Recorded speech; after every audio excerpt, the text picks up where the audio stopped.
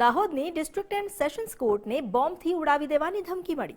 District જજના admin વિભાગના મેલ ઉપર એક મેલ આવ્યો અને આ મેલ બાદ તાત્કાલિક કોર્ટ બિલ્ડિંગ ખાલી કરાવી દેવાયો। દાહોદ પોલીસે અલગ અલગ ટીમ પહોંચી ત્યાં કોર્ટ પર અને કોર્ટ બિલ્ડિંગમાં પોલીસે તપાસ હાથ ધરી।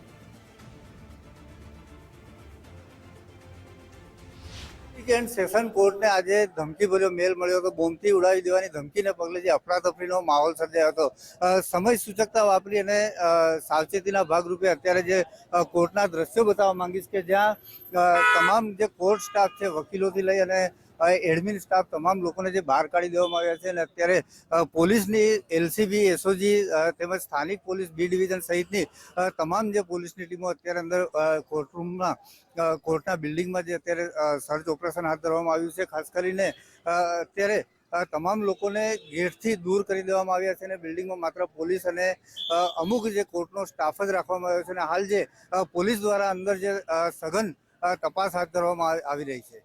સાબિર ભાભોર, ગુજરાત ફર્સ્ટ, દાહોદ।